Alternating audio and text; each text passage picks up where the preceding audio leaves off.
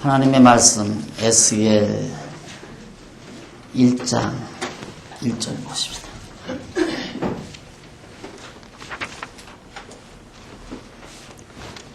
제 30년 4월 5일에 내가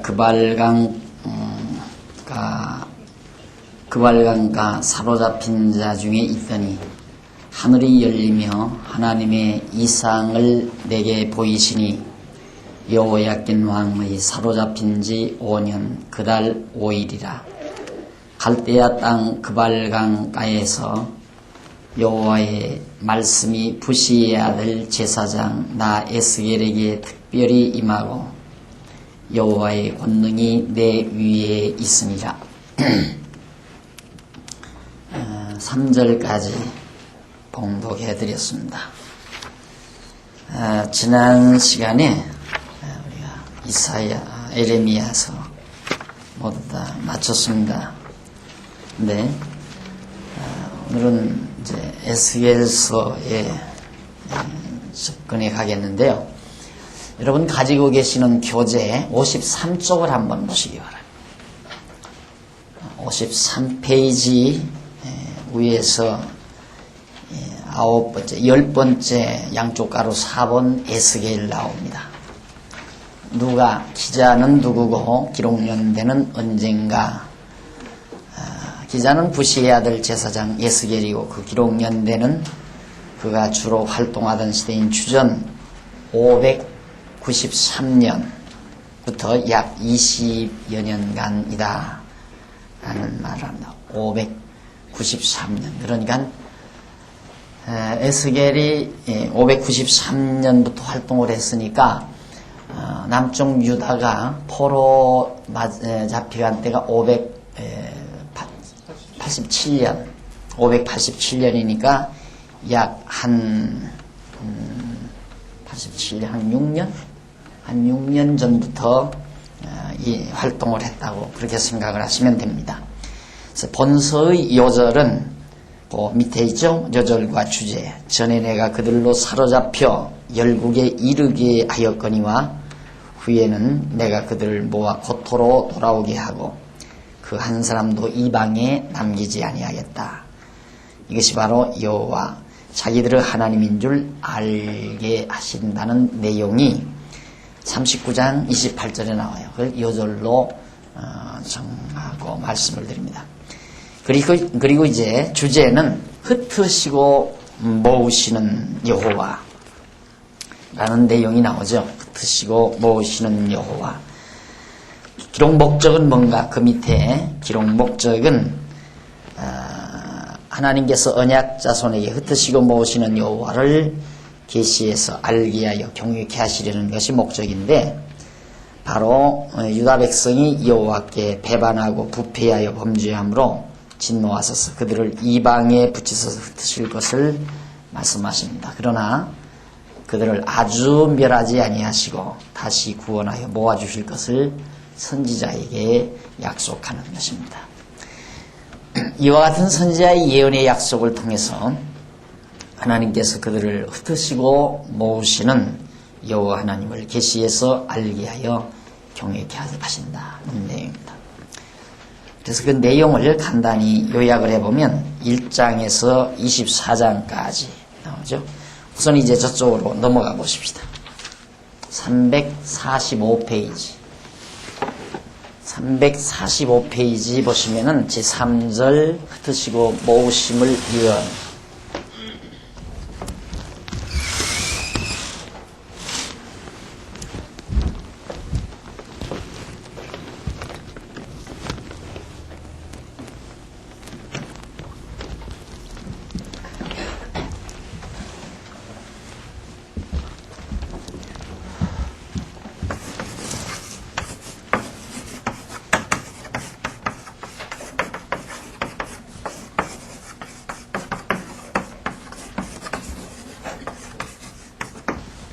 흩으시고 모으심을 예언하는 내용이 에스겔서 내용입니다. 그리고 그 첫째, 예루살렘 멸망.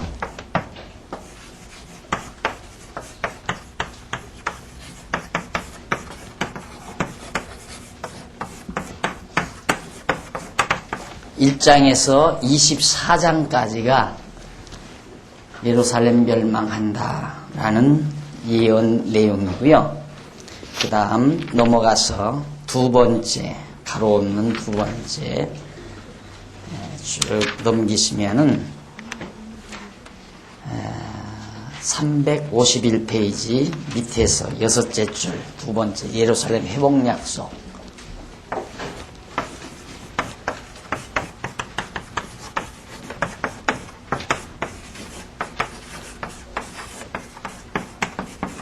이것이 25장부터 48장까지. 그러니까 여호와 하나님께서 이스라엘 유다 백성, 예루살렘 백성을 흩어서 다 흩어 놓으셨다가 다시 모아 주시겠다라는 내용을 예언하는 내용이다. 흩으시기는 어떻게? 예루살렘 멸망시켜서 다 흩어버리겠다 이거예요. 그리고 모으시기는 것은 어떻게? 예루살렘을 회복해서 모아주신다. 그런 얘기입니다. 그러니까 멸망, 예루살렘 멸망. 네.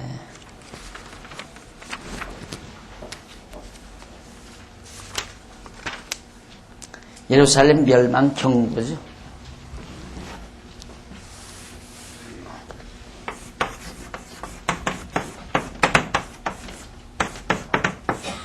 그러니까 이렇게 전체적인 얼개, 전체적인 구도죠. 에스겔 선지서가 1장에서 48장까지 방대한 내용이지만 이것을 이미 선생이 없으면, 나 같은 선생이 없으면 그냥 성경을 막 대하면 어렵잖아요. 근데 이렇게 일단 선생이 있으니까 전체 내용을 구도적으로 이해하고 들어가시면 공부하기가 훨씬 낫죠. 에스겔서 1장에서 48장까지 상당히 방대한 내용인데 이 내용은 도대체 뭔가 개괄적인 내용이죠. 국민학교 다니실 때 선생님이 전체의 대강 알아와라 그렇게 숙제 많이 받으셨잖아요.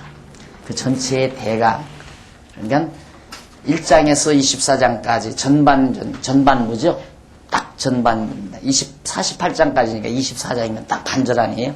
반절은 하나님께서 흩으시겠다. 예루살렘 멸망을 경고하죠. 흩으실 것을 경고하죠. 다 흩어버리겠다. 너희들을. 그 다음에 이제 후반부 25장에서 48장까지는 다시 모으시겠다. 이것이 하나님께서 선지자 에스겔을 보내서 예언하게 하는 주요한 내용입니다. 그래서 에스겔서 전체가 바로 이게 흩으시고 모으심을 예언케 하시는 내용이 에스겔서 내용이다. 간단하잖아요. 쉽고. 왜 하나님께서 흩었다가 모으시려고 그러는가? 단마디로 말씀을 드리자면 흩는 것도 예언해서 예언대로 흩어버리시고 모으시는 것도 하나님께서 언약대로 약속대로 그대로 모아주심으로 모든 만사를 언약대로 이루시는 여호와 하나님을 알게 하려는 데 목적이 있습니다. 그러니까 흩는 것도 언약대로 흩으시고 경고하신 대로 그 다음 모으는 것도 약속대로 모아주심으로 하나님은 모든 만사를 언약하시고 언약대로 이루시는 여호와이시구나. 그 여호와 하나님을 이스라엘 백성으로 유다 백성으로 하여금 깨닫게 해서 그 하나님 여호와를 경외하며 섬기게 하려는 것이 바로 이 예언의 근본 목적이라는 것. 우리는 지금 이렇게 흩으시고 모으신다 그러면 흩는 건 나쁘고 모으는 건 참 좋겠다. 이 생각에 우리의 생각이 집중이 되어 있죠. 그게 바로 성경을 잘 보아야 될 것을 잘 못 보는 그런 결과가 됩니다. 똑같은 이치예요. 탕자가 아버지 집을 나가는 것은 나쁘고 아버지 집으로 돌아오는 것은 좋다. 이 생각에 침취돼 버리면 정말 알아야 될 탕자가 아버지 사랑을 깨닫는 아버지를 아는 그 소중함을 상실해 버리는 거죠. 그러니까 시각차예요. 그것이 뭘 보느냐, 무엇을 보느냐. 탕자가 나갔다가 아버지 집으로 돌아왔을 때, 야, 탕자는 좋겠다, 고생하더니만 이제 고생 다 풀렸구나. 그쪽으로 보면 인본주의적인 시각이고요. 그 다음, 탕자가 나갔다 돌아와서 화가 아버지를 몰라보고 아버지를 떠났던 탕자가 돌아와서 아버지 사랑을 깨달았으니 정말 이제는 아버지 말씀 잘 듣고 살겠구나. 그렇게 보는 것은 신본주의적 시각입니다. 이게 똑같은 원리예요. 이스라엘 유다 백성들이 흩어졌다가 이방 땅에다 흩어졌다가 다시 모아진다. 야, 정말 그들은 얼마나 고생 많이 했는가. 70년 동안 고생하다가 돌아왔으니 얼마나 좋을까 고토록. 이렇게 생각하는 것은 인본주의적인 시각입니다. 그러나 저들이 여호와의 예언대로 하나님께서 에스겔 선지자를 통하여 예언하신 말씀대로 흩어지고 예언하신 말씀대로 모아주셨으니 그들이 이제는 잊어버리고 경외하지 않았던 하나님 여호와를 잘 경외하고 살겠구나. 이것은 신본주의적 시각이란 말입니다. 그러니까 하나님께서는 오늘 우리에게 하나님 여호와 당신 자신을 깨닫게 하기 위해서는 재산도 다 흩었다가 다 모으게 하시는 경우도 있고요. 몸도 다 병들었다가 죽어가게 하다가 다시 낫게 하는 경우도 있고요. 상관없어요. 우리 육신이 고생하고 고통당하는 건 아랑곳 없어요. 공부시키는 데는. 그러니까 공부시키기 위한 흩어짐이고 공부시키기 위한 모으심이지 우리들을 편안하게 살게 하기 위한 목적이 거기 있는 건 아니에요. 그러니까 우리가 에스겔서 공부하는 것도 그런 시각을 가지고 이제 접근해 들어가면 됩니다. 자, 그러면 우선 예루살렘 멸망 경고부터 우리 이제 이것은 우선 지우고요. 예루살렘 멸망 경고를 해 가시는데 우선 선지자를 불러야 되지 않겠어요? 그래서 선지자 에스겔의 소명과 경고 이것이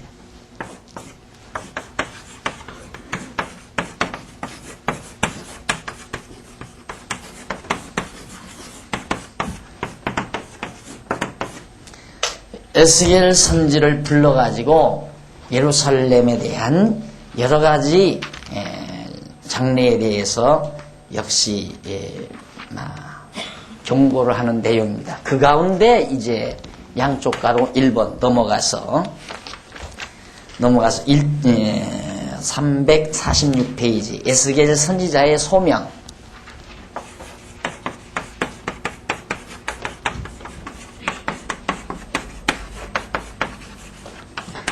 (1) 장에서 3장까지죠.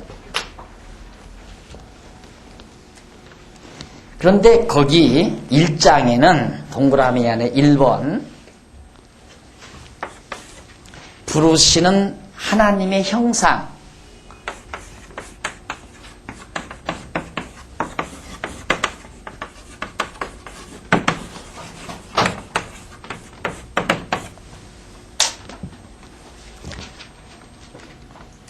에스겔을 부르시는 하나님은 어떠한 형상으로 나타나셨는가. 근데 대부분 이제 교사들이 이런 하나님의 형상 같은 이런 부분이 나타나면 이런 것을 상징적으로 푸는, 이건 사자같이 생긴 건 뭘 말하는 거고, 송아지같이 생긴 건 뭘 말하는, 이런 식의 성경 해석들을 우리는 많이 들어왔습니다.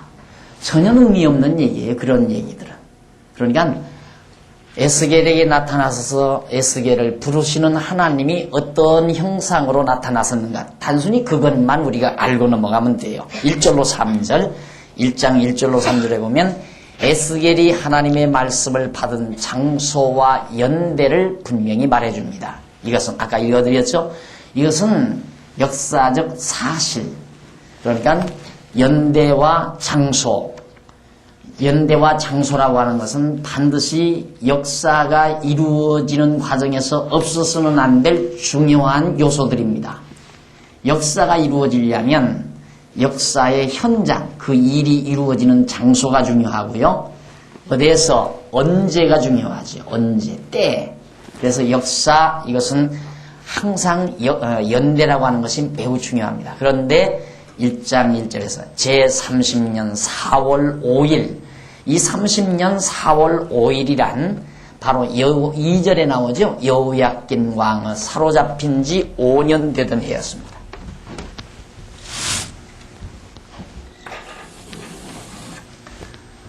자, 다윗, 솔로몬 우선 다윗까지만 우리 정리해요. 항상. 그리고 북이스라엘 솔로몬 말기에 나라가 갈라요. 남쪽 유다라고 그랬죠. 남쪽 유다. 그리고는 이제 여기는 아수르에게 721년에 패망을 하고 남쪽 유다는 587년에 이제 포로가 되죠. 그런데 에스겔이 593년? 그렇죠? 593년이니까 여보다 조금 앞서서 여기서부터 에스겔이 지금 하나님께 부름받아가지고 한 20여 년간 예언을 하는 겁니다. 그러니까 거의 에레미야나 비슷한 시기에 예언하게 되죠. 에레미야가 조금 앞서서 예언했지만 그 다음에 에스겔에게 하나님께서 에스겔을 또 불러서 에스겔로 하여금 포로 이후 한 12, 13년간 마지막 예루살렘이 함락되고 다 무너지고 예언대로 흩어진 그 이후 한 10여 년 넘게 에스겔이 계속 바로 그 포로로 잡혀간 상태에서 예언하는 거죠. 그러니까 이 시대인데 그때 이제 그 여호야긴 왕이 앞서 잡혀갔잖아요. 앞서. 그러니까 포로가 3차례가 이루어지는데 3번에 걸쳐서 예루살렘이 이제 멸망하게 되는데 바로 지금 마지막 예루살렘이 함락되기 전 여호야긴이 먼저 잡혀갔어요. 잡혀가서 눈도 다 뽑히고 막 그런 사건이 있었잖아요. 그 여호야긴이 잡혀간 지 5년이 되던 바로 4월 5일 날에 바로 이 예언이 임했다. 그러면 여호야긴이 잡혀가던 그때로부터 한 5년 됐으니까 5년 되던 그 해부터 약 한 25년간 거슬러 올라가면 아니 제30년 4월 5일이 여호야긴 왕의 사로잡힌 지 5년 그 달이 되는 때라 이 말입니다. 그러니까 이때가 여호야긴이 조금 미리 예루살렘에 함락되기 이전에 잡혀갔으니까 이전에 잡혀간 지 5년 되던 해가 바로 에스겔이 말하는 30년이에요. 그래서 30년이란 바로 그 달을 말한다. 여호야긴이 잡혀가던 그날. 그걸 에스겔이 30년이라고 그랬는데 이 30년에 대해서 여러 가지 이론들이 많이 있습니다. 그런데 대부분의 학자들은 이것이 에스겔의 나이일 거라고 하는 연영, 나이일 거라고 하는 그런 정도의 생각들만 가지고 이 얘기들을 합니다. 그러나 분명한 역사적인 현실은 바로 여호야긴이 잡혀간 지 5년 되던 그 해 4월 5일에 하나님의 부르심이 에스겔에게 임했다 하는 것이 바로 2절에 나옵니다. 장소는 어딘가? 장소는 이미 에스겔 역시 잡혀갔어요. 포로로 잡혀가서 그러니까 1차로 잡혀갔는지 잡혀가가지고 바로 에스겔이 그 갈대아 땅 그발강가 거기에 이제 있을 때 하나님께서 에스겔을 불렀다 그 말입니다. 장소는 갈대아 땅 그발강가였고요. 연대는 여호야긴이 잡혀간 지 5년 되던 해에 에스겔에게 특별히 여호와의 음성이 들려서 부름을 받게 됐다 하는 것이 3절에 나옵니다. 그리고 4절로 14절에 보면 폭풍과 구름 쏘고 불 가운데 네 생물의 이상이 나타납니다. 내가 보니 북방에서부터 폭풍과 큰 구름이 오는데 그 속에서 불이 번쩍번쩍하여 빛이 그 사면에 비치며 그 불 가운데 단새 같은 것이 나타나 보이고 그 속에서 네 생물의 형상이 나타나는데 그 모양이 이러하니 사람의 형상이라. 각각 네 얼굴과 네 날개가 있고 그 다리는 곧고 그 발바닥은 송아지 발바닥 같고 마광한 구리같이 빛나며 그 사면 날개 밑에는 각각 사람의 손이 있더라. 그 네 생물의 얼굴과 날개가 이러하니 날개는 다 서로 연하였으며 행할 때에는 돌이키지 아니하고 일제히 앞으로 곧게 행하며 그 얼굴들의 모양은 네스 앞은 사람의 얼굴이요 네스 우편은 사자의 얼굴이요 네스 좌편은 소의 얼굴이요 네스 뒤는 독수리의 얼굴이니 그 얼굴은 이러하며 그 날개는 들어 펴서 각기 둘씩 서로 연하였고 또 둘은 몸을 가리웠으며 신이 어느 편으로 가려면 그 생물들이 그대로 가되 돌이키지 아니하고 일제히 앞으로 곧게 행하며 또 생물의 모양은 숯불과 횃불 모양 같은데 그 불이 그 생물 사이에서 오르락내리락 하며 그 불은 광채가 있고 그 가운데는 번개가 나며 그 생물의 왕래가 번개같이 빠르더라. 그러니까 에스겔을 부르시는 하나님의 형상이 바로 나타나는데 바로 그 하나님의 형상을 호위하는 사자들이죠. 하나님을 이렇게 호위하는 사자들이 네 생물, 사람의 얼굴, 송아지의 얼굴, 독수리의 얼굴, 또 하나는 사자의 얼굴, 이런 등등. 그래서 뭐 인간, 만물의 영장, 사자는 동물의 왕, 그 다음 뭐 소는 가축의 왕, 독수리는 공중 새들의 왕, 이런 식으로 해서 가장 힘있고 가장 위험있는 동물들의 모양이 다 하나님을 호위하는 하나의 영물들의 그런, 그냥 소가 아니에요. 소가 아니고 독수리도 아니고 독수리 같고 독수리 얼굴 같고 소 얼굴 같고 그렇게 해서 그런 모습의 영물들이 에스겔을 부르신 하나님이 움직일 때마다 같이 따라 움직였다. 그런 얘기입니다. 이것은 요한계시록에서 사도 요한에게 나타났던 하나님의 형상과도 같은 거예요. 똑같은 거예요. 그러니까 하나님의 형상이 인간에게 계시될 때는 이런 영물들에 의해서 호위된 모습으로 유용 있는 모습을 하면서 인간에게 나타나는 그런 모습을 그대로 지금 선지자가 본 대로 말하고 있습니다. 이걸 특별히 해석하려면 해석할 이유가 없어요. 그냥 그대로 보인 것 뿐이에요.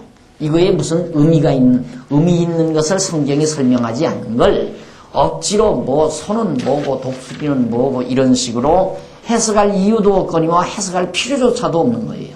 그냥 하나님께서 보여준 그 모습 그대로 아하 하나님께서 나타나셨구나 에스겔로 하여금 확인하게 하기 위한 하나님의 섭리입니다. 그 다음 이제 15절로 25절에 보면 네 생물의 모습과 행할 때 움직이는 모습을 거기에서 말합니다. 그럼 이 생물들이 어떻게 움직이는가? 내가 그 생물을 본즉 그 생물 곁 땅 위에 바퀴가 있는데 그 네 얼굴을 따라 하나씩 있고 그 바퀴의 형상과 그 구조는 넷이 한결 같은데 황옥 같고 그 형상과 구조는 바퀴 안에 바퀴가 있는 것 같으며 같다고 그랬어요. 행할 때에는 사방으로 향하는 대로 돌이키지 않고 행하며 그 둘레는 높고 무서우며 그 네 둘레로 돌아가면서 눈이 가득하며 다 살피려니까 생물이 행할 때 바퀴도 그 곁에서 행하고 생물이 땅에서 들릴 때 바퀴도 들려서 꼭 요즘 뭐 자꾸 비행 접시 얘기 많이 하죠. 그래서 어떤 사람은 에스겔에 나타난 이런 모습이 비행 접시다 이렇게 얘기하는데 그것도 말이 안 되는 얘기죠. 하나님이 나타나신 모습이에요. 비행 접시로 나타난 게 아니고 어디든지 신이 가려 하면 생물도 신을 가려는 것으로 하고 바퀴도 그 곁에서 들리니 이는 생물의 신이 그 바퀴 가운데 있음이라. 저들이 행하면 이들도 행하고 저들이 그치면 이들도 그치고 저들이 땅에서 들릴 때에는 이들도 그 곁에서 들리니 이는 생물의 신이 그 바퀴 가운데 있음이더라. 그래서 결국 하나님께서 움직이실 때 이런 모든 하나님의 사자인 생물들이 움직이는 모습을 에스겔이 본 그대로 지금 적고 있습니다. 그러니까 에스겔은 내가 지금 나를 부르신 자가 정말 하나님 여호와, 이런 위용 있는 하나님께서 나를 불러서 이렇게 예언하게 하셨다라는 사실을 확인시켜 주는 거죠. 에레미야의 말이 어디로부터, 누구에게로부터 온 것인가? 이런 위용 있는 하나님 여호와께로부터 온 것이다. 이걸 확인시켜 주기 위한 겁니다. 23절 해석에서 보면 그 생물원 머리 위에는 수정 같은 궁창의 형상이 펴 있어 보기에 심히 두려우며 그 궁창 밑에 생물들의 날개가 서로 향하여 펴 있는데 이 생물은 두 날개로 몸을 가리웠고 저 생물도 두 날개로 몸을 가리웠으며 생물들이 행할 때 내가 그 날개 소리를 들은 즉 많은 물소리와도 같으며 전능자의 음성과도 같으며 떠드는 소리 곧 군대의 소리와도 같으니 그 생물이 설 때에 그 날개를 들이우더라. 그 머리 위에 있는 궁창 위에서부터 음성이 나더라. 그 생물이 설 때에 그 날개를 들이우더라. 그러니까 에스겔을 부르는 음성이 들려오는 곳을 바라보니까 이런 모습으로, 이런 위용찬 모습이 있는데 그 위에서 에스겔을 부르시는 음성, 그로부터 하나님의 말씀이 임했다. 그런 뜻이에요. 그 다음 26절로 28절 보면 생물의 머리 위에 있는 궁창 위의 보좌의 형상, 그게 이제 하나님이 앉아 계신 보좌의 형상이다. 그 머리 위에 있는 궁창 위에 보좌의 형상이 있는데 그 형상이 있는데 그 모양이 남보석 같고 그 보좌의 형상 위에 한 형상이 있어 사람의 모양 같더라. 내가 본즉 그 허리 이상의 모양은 단쇠, 새빨갛게 단 쇠 같아서 그 속과 주위가 불같고 그 허리 이하의 모양도 불같아서 사면으로 광채가 나며 하나님의 모습이에요. 그 사면 광채의 모양은 비오는 날 구름에 있는 무지개 같으니 이는 여호와의 영광의 형상의 모양이라. 내가 보고 곧 엎드려 그 말씀하시는 자의 음성을 들으니라. 너무너무 무서워서 그래서 그냥 그대로 보자마자 엎드러져 음성만 에스겔이 보았다. 그러니까 하나님께서 에스겔에게 당신 스스로를 그런 모습으로 보여주신 것입니다. 하나님은 계시지 아니하신 것이었는데 지금 에스겔이 본 것은 그래서 하나의 하나님께서 에스겔에게 나타나 보이시기 위한 이 땅에서의 모든 생물들의 모습을 빙자해서 하나님 당신 스스로를 에스겔에게 보여준 겁니다. 하나님의 본체는 누구도 볼 수가 없죠. 신이신데 아무도 볼 수가 없는데 에스겔에게 계시하기 위해서 하나님의 모습으로, 모세에게도 그랬잖아요. 모세에게도 시내산에서 불꽃 가운데 나타났거든요. 불꽃 가운데. 하나님의 계시 모습이었습니다. 그 다음 이제 2장 넘어가 보면 부름받은 에스겔의 사명이 거기 나와요. 부름받은 에스겔의 사명. 에스겔의 사명이죠. 앞에서는 부르심이고 지금 2장에서는 아니 뭐예요? 여기죠? 사명. 두 번째가 사명이에요. 에스겔의 사명. 저런 하나님께서 에스겔을 불러서 에스겔에게 지금 사명을 주는데 1절로 7절까지 보면 선지자를 세워 백성에게 말씀을 전파하라고 소명을 줍니다. 그가 내게 이르시되 인자야 일어서라 내가 내게 말하리라 하시며 말씀하실 때 나 형상을 보고 에스겔이 엎드러지니까 그러지 말고 일어서라 내가 말한다. 너 말씀하실 때에 그 신이 내게 임해서 나를 일으켜 세우시기로 내가 그 말씀하시는 자의 소리를 들으니 내게 이르시되 인자야 내가 너를 이스라엘 자손 곧 패역한 백성 나를 배반하는 자에게 보내노라. 이스라엘 백성들에게 에스겔을 보내겠다 그 말이에요. 그들과 그 열조가 내게 범죄하여 오늘날까지 이르렀나니 이 자손은 얼굴이 뻔뻔하고 마음이 강팍한 자니라. 예루살렘과 유다 백성들이 뻔뻔스럽대요. 그리고 마음도 강팍하고 마음이 강팍한 사람이 얼굴이 뻔뻔스럽죠. 그러니까 마음의 표현이 얼굴로 나타나는데 마음이 강팍한 사람은 얼굴이 뻔뻔스럽다. 염치가 없다 이 말이야. 체면도 없고 자기 욕심만 채리고 자기 이권만 취득하고 온갖 자기 자신 중심으로 모든 것을 행동하는 뻔뻔스러운 얼굴, 이것이 바로 이스라엘 유다 백성들의 모습이다. 그들은 5절 패역한 족속이라. 듣든지 아니 듣든지 그들 가운데 선지자 있은 줄은 알지니라. 듣든지 아니 듣든지 그들 가운데 선지자 있은 줄은 알지어다. 에레미야 선지자 있었잖아요. 아무리 에레미야가 전에도 안 들었어요. 듣지를 않았지만 선지자는 있었다 그 말이죠. 그러니까 인자야 너는 비록 가시와 진리와 함께 처하며 전갈 가운데 거할지라도 그들을 두려워 말고 그 말을 두려워 말지어다. 예루살렘 유다 백성들의 말을 절대로 두려워하지도 말고 그들도 두려워하지 말아라. 그들은 패역한 족속이라도 그 말을 두려워 말며 그 얼굴을 무서워 말지어다. 강팍한 마음도 두려워 말고 뻔뻔스러운 얼굴도 두려워 말지어다. 그들은 심히 패역한 자라. 듣든지 아니 듣든지 너는 내 말로 고할지어다. 들어야만 말하는 게 아니라 안 들어도 가서 말을 하라고 말해. 듣든지 말든지 가서 너는 내 말을 전하도록 해라 하는 것이 선지자 에스겔에게 주시는 여호와의 첫 번째 말씀이었습니다. 그러니까 내 말 전하라 이 말이에요. 듣든지 말든지 가서 전하라 내 말을. 이것이 첫째 임무고, 그 다음 이제 8절에서 3장 3절까지 보면요, 선지자가 애가와 애곡과 재앙의 말씀을 증거하라고 그렇게 부탁합니다. 듣기 좋은 말을 하라는 게 아니에요. 슬픈 노래, 그리고 저주받는 이야기, 이런 것들을, 저주받는 말을 해라 하는 얘기거든요.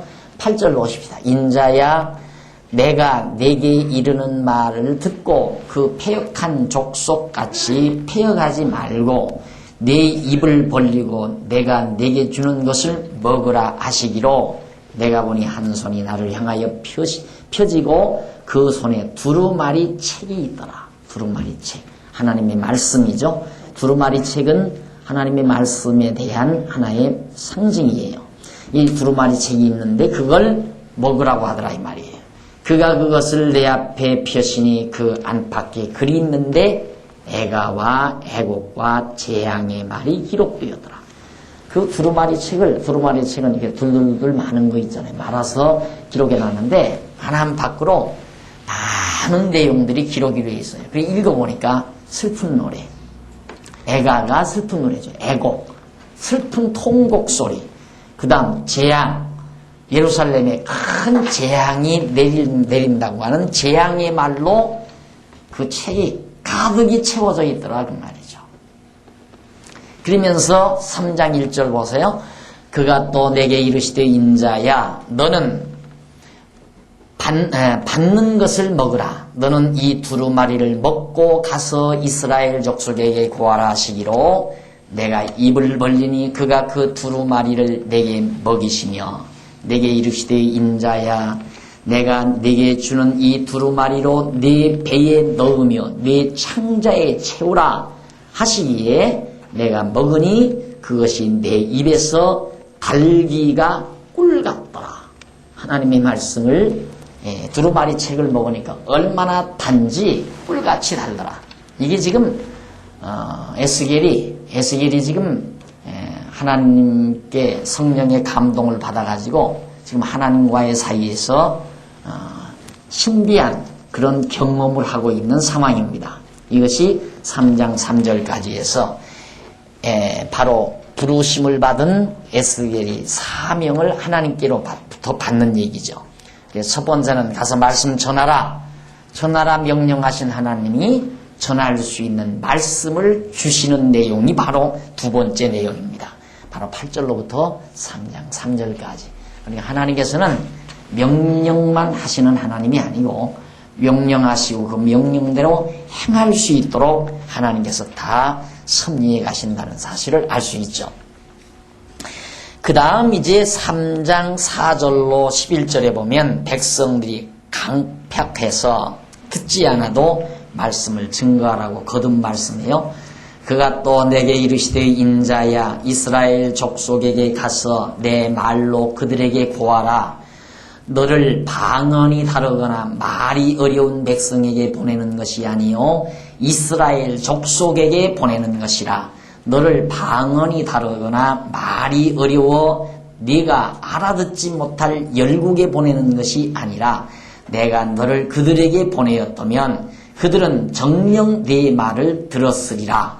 그러나 이스라엘 족속은 이마가 굳고 마음이 강팍하여 네 말을 듣고자 아니하리니 이는 내 말을 듣고자 아니함이니라 하는 얘기입니다.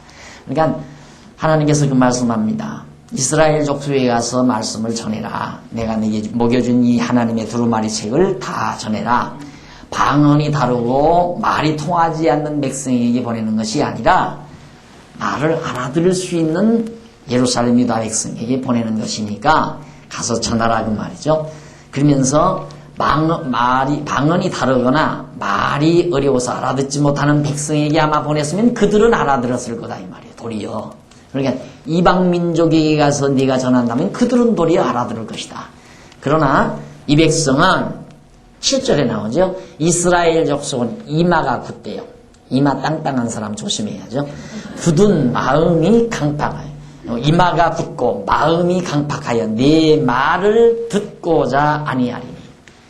예루살렘 백성, 이스라엘 백성 족속들은 아야 에스겔의 말을 듣고자 아니한다. 왜? 그것은 안 들으려고 그들이 하니까 안 듣는다 이 말이죠. 그러면서 8절에 보시면은 내가 그들의 얼굴을 대하도록 네 얼굴을 굳게 하였고 그들의 이마를 대하도록 네 이마를 굳게 하였으되 네 이마로 화석보다 굳은 금강석같이 하였으니 그들이 비록 패역한 족속이라도 두려워 말고 그 얼굴을 무서워 말라 하시고 또 내게 이르시되 인자야 내가 네게 이를 모든 말을 너는 마음으로 받으며 귀로 듣고 사로잡힌 네 민족에게로 가서 그들이 듣든지 아니 듣든지 그들에게 고하여 이르기를 주 여호와의 말씀이 이러하시다 하라 하시더라. 이마가 굳고 마음이 강팍한 그들 두려워 말라. 내가 네 이마도 굳게 만들고 네 마음도 강팍하게 해서 해주었으니까 그들 두려워하지 말고 가서 내가 전하라고 한 말씀을 그대로 전하고 여호와의 말씀이 이러하더라 하라는 얘기예요. 네 말로 하지 말고 여호와의 말씀이 이렇다라고. 바로 이것이 선지자가 하는 임무입니다.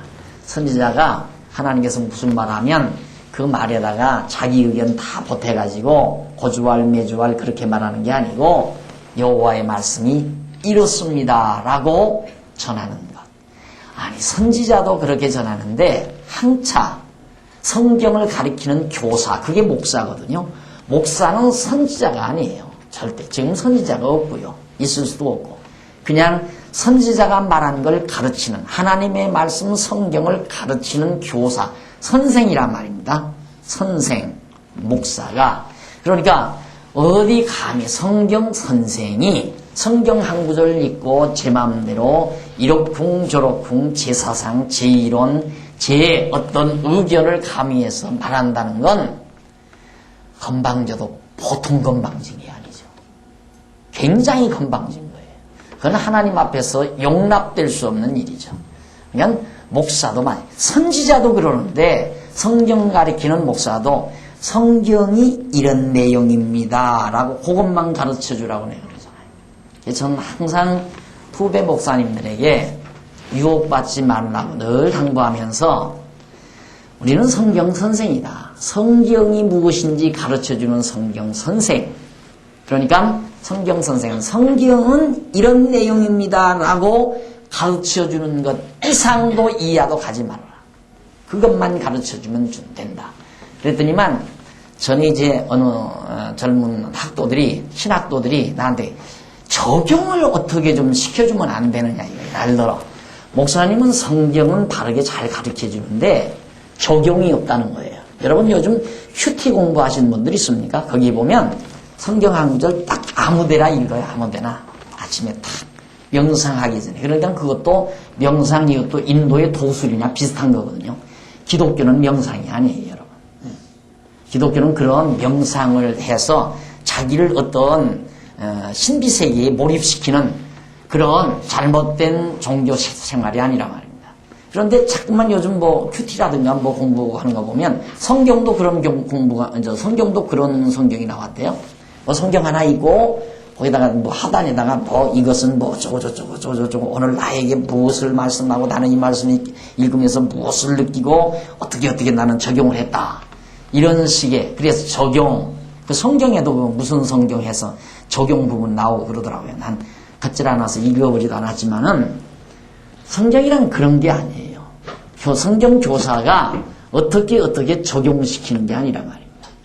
하나님의 말씀을 자기가 깨닫고 나면 여기서 깨달은 이 정보를 소장한 머리가 내 마음을 주관을 해요. 내 마음을. 그래서 편안한 마음을 가지게 하든가 불안한 마음을 가지게 하든가 나로 하여금 열심내는 마음을 가지게 하든가 이 마음을 주관해서 그 마음 먹히는 대로 행동하게끔 해가는 거예요. 그러니까 교사는 목사는 그냥 성경만 가르쳐주면 돼요. 성경만 잘 가르쳐주면 그러면은 이제 생각해 보세요.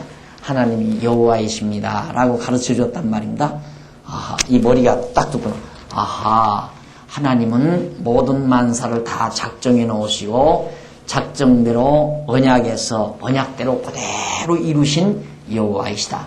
그런 정보를 머리가 딱 간직하고 있으면 바로 이어서 머리는 내 마음대로 안 된다. 모든 것은 내 의지대로 내 욕심대로 이루어지는 것이 아니라 하나님의 정하신 뜻 따라 이루어진다. 그걸 다 깨달을 거 아니에요, 머리가. 그러니까 마음속에다가 너 공연한 일로 근심 걱정하지 말라. 머리가 딱 마음에 지도를 해요.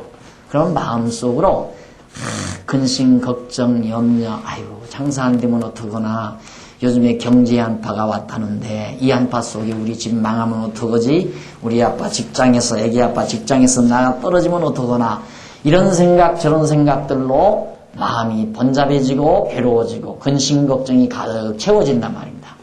근데 하나님의 말씀 딱 배워놓고 보니까 근심할 필요가 없구나. 근심한다고 해서 해결되는 것이 하나도 없구나. 모든 만사 다 하나님의 뜻 가운데서 이루어진다. 그러니까 마음이 평안하니까 근심 걱정 안 하게 되죠. 그게 적용되는 거예요, 그냥. 그러니까 적용은 사실 하나님의 말씀 자체의 능력이 우리를 이끌어가는 것이지 일부러 인간이 자꾸 자기가 이 많은 여기 지금 한 150명, 200명 가까이 되는 성도들을 내가 어떤 방향으로 몰고 가야 되겠다. 왜 내가 지도자니까, 인도자니까, 지도자니까. 그래가지고 어떤 성경 구절 하나를 딱 읽어가지고 열심을 품어 주를 섬기라. 이 성경 구절 하나 읽어놓고는 여러분 열심히 내십시오. 절대로 열심히 내고 충성 열심히 하십시오 하고 그렇게 명령하고 그렇게 강요하는 그것이 설교가 아니다.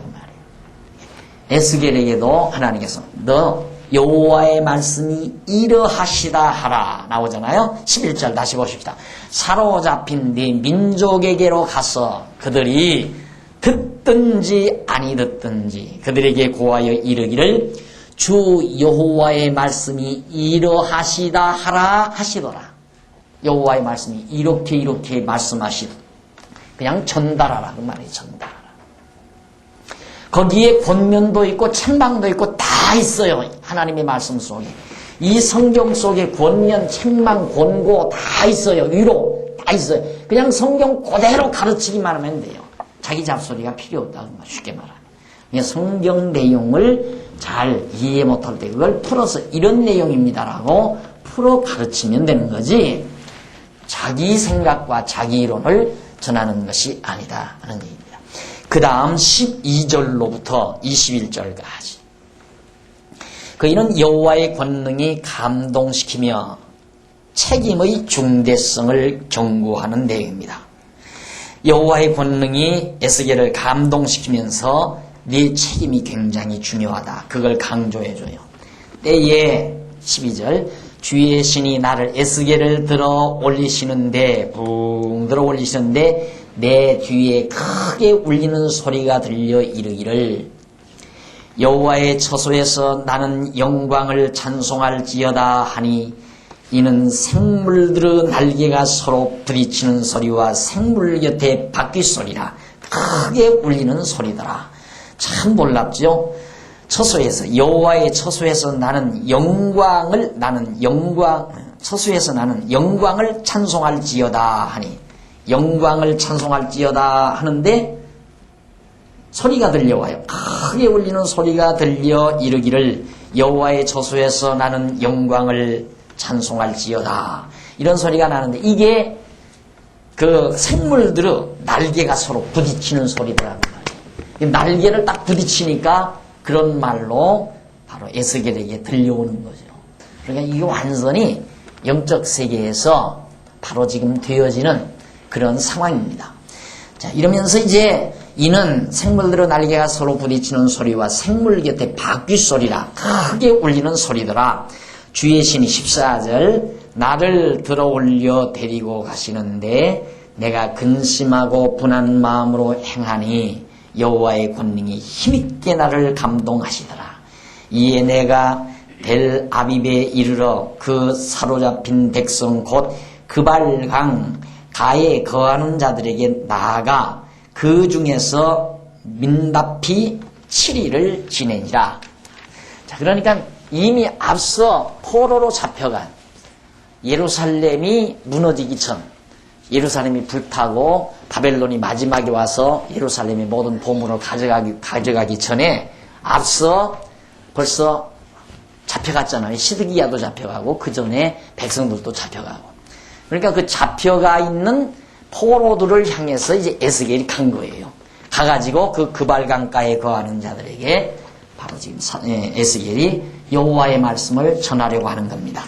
16절 7일 후에 여호와의 말씀이 에스겔에게 임하여 말씀하시기를 인자야 17절 내가 너를 이스라엘 족속의 파수꾼으로 세웠으니 너는 내 입의 말을 듣고 나를 대신하여 그들을 깨우치라. 여호와의 말씀을 전해서 포로로 잡혀간 그들을 다 깨우치라. 가령 내가 악인에게 말하기를 너는 꼭 죽으리라 할 때에 내가 깨우치지 아니하거나 말로 악인에게 일러서 그 악한 길을 떠나 생명을 구원케 하지 아니하면 그 악인은 그 죄악 중에서 죽으려니와 내가 그 피 같은 내 손에서 내 핏값을 내 손에서 찾을 것이요 네가 악인을 깨우치되 그가 그 악한 마음과 악한 행위에서 돌이키지 아니하면 그는 그 죄악 중에서 죽으려니와 너는 네 생명을 보존하리라. 자, 이 말씀이 오늘날 성도들에게 굉장히 큰 부담으로 와지죠. 전도, 우리는 왜 전도를 해야 되는가? 전도하지 아니하면 어떻게 되는가? 전도하지 아니하면 내가 전도 안 하면 내가 그 핏값을 내가 전도하지 아니함으로 지옥 간 사람의 핏값을 내가 물어야 된다고 그러죠. 그래서 모든 사람들이 다 그렇게 알고 있어요. 그러니까 살림 안 하고 가방 들고 그렇게 대문마다 쫓아다니면서 하잖아요. 그렇게 얘기하니까 이 얼마나 답답한 일입니까?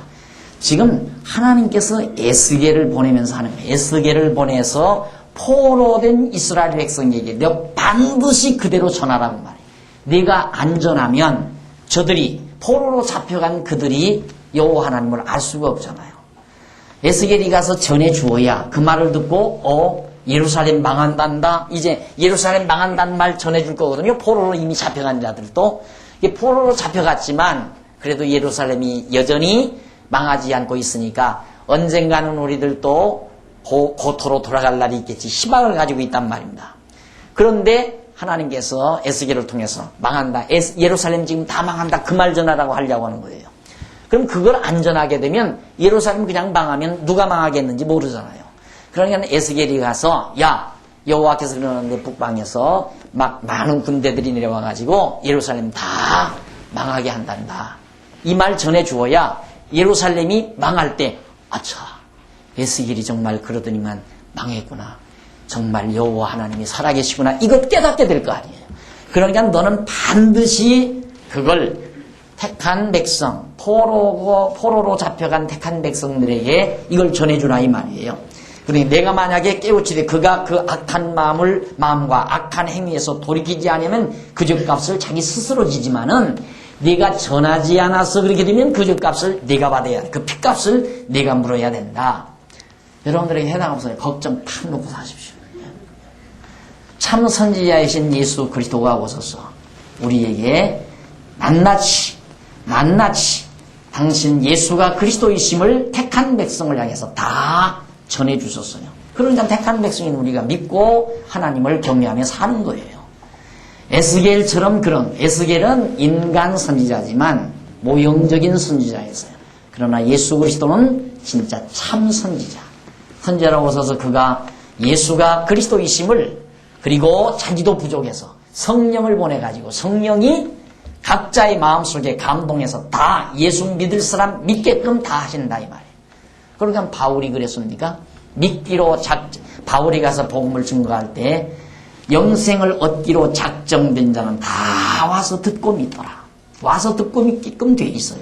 그러니까 영생을 얻기로 작정된 자가 있잖아요. 아무나 영생을 얻는 게 아니라 이미 하나님께서 영생을 얻기로 작정해 놓으신 자들이 있는데 그들 마음속에 선지자의 영, 참 선지자 예수 그리스도의 영, 성령이 오셔서 나도 예수를 좀 믿어봐야 되겠다.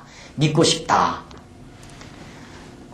얼마 전 가까운데 사경회를 했는데 거기에 나오는 어느 여성도 한 분이 자기는 절대 예수 안 믿으려고 각오를 하는 사람이래요.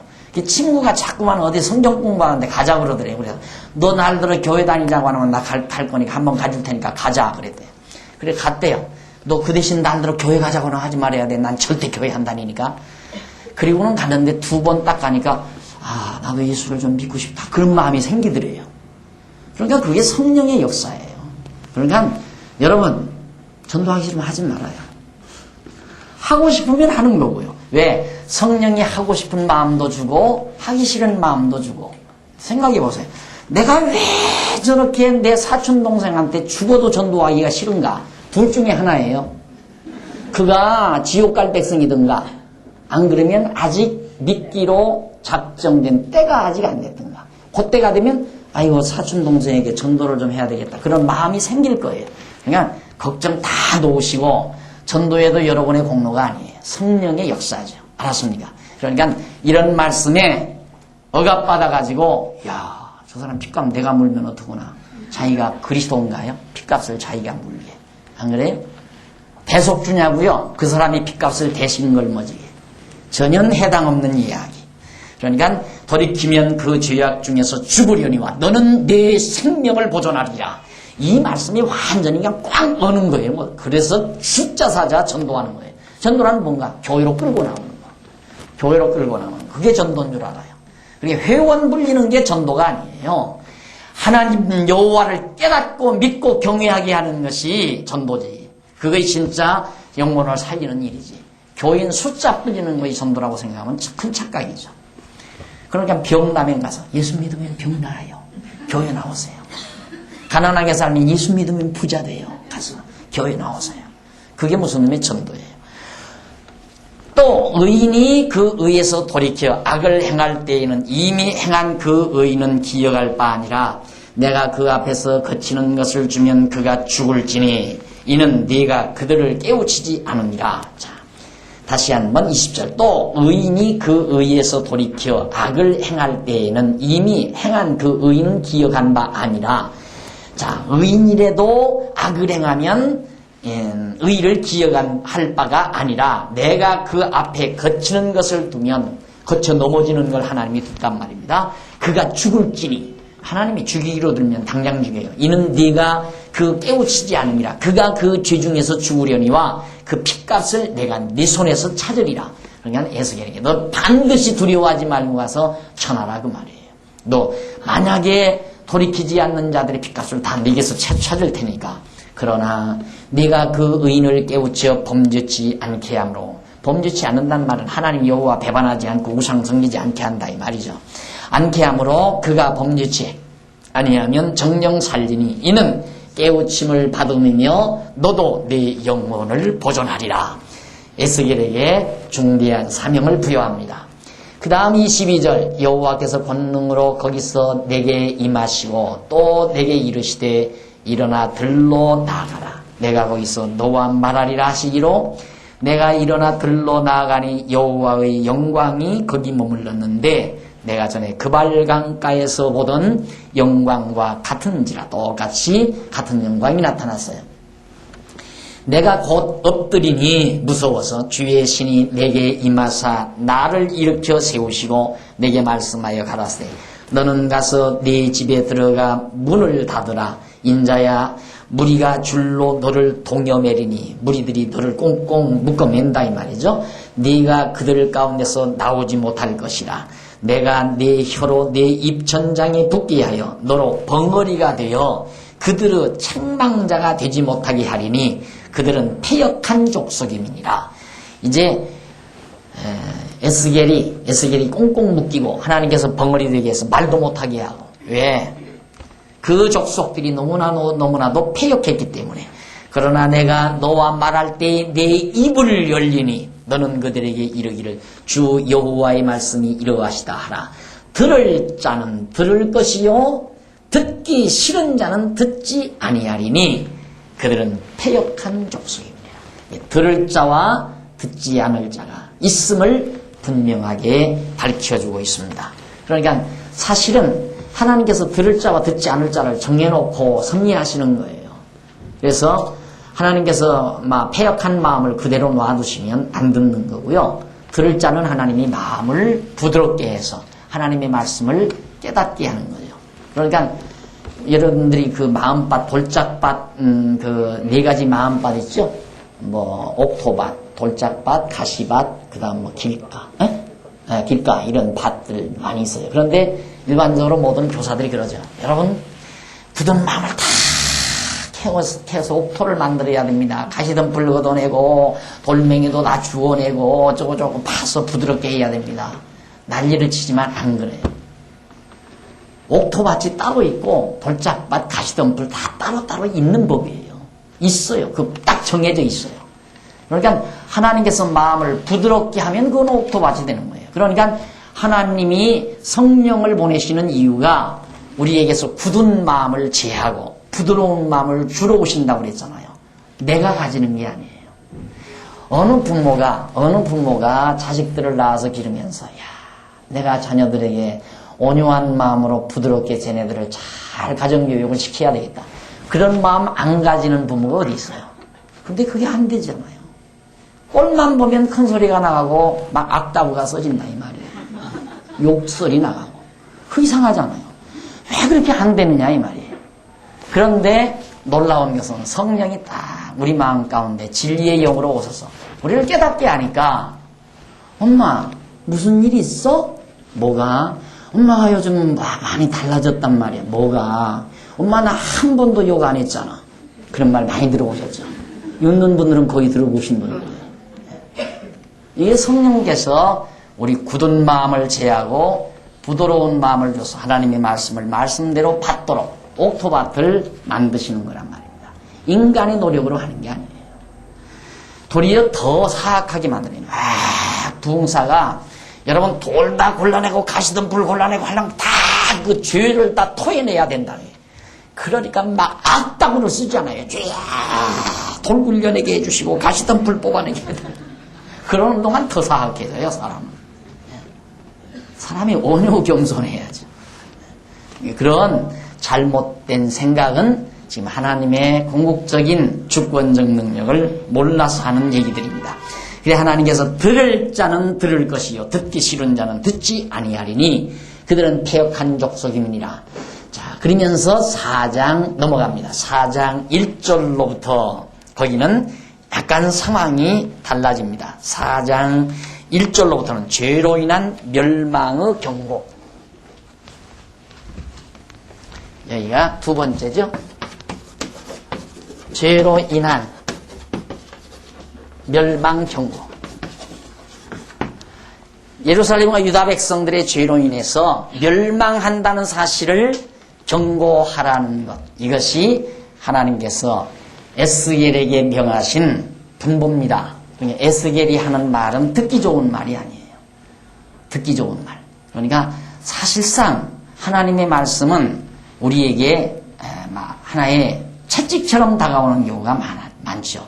그러니까 하나님을 거역하고 하나님을 멀리하는 자들에게는 하나님의 말씀이 칼끝처럼 달겨오고 우리의 심령을 찔러 쪼개고 정말 우리를 완전히 무너뜨리는 그런 무서운 말씀이기 때문에 요나도 전하러 가기를 싫어했고요. 선지자들도 에레미야도 전하기 싫었고요. 에스겔도 사실은 이런 무서운 말이기 때문에 백성들에게 전하는 걸 싫어할까 봐서 하나님 넌 안전했다가 너 내가 핏값을 네게서 찾을 거야 하고 하나님께서 에스겔에게 경고하는 내용입니다. 우리 차 한잔 드시고 계속해서 본문 살펴보도록 하겠습니다.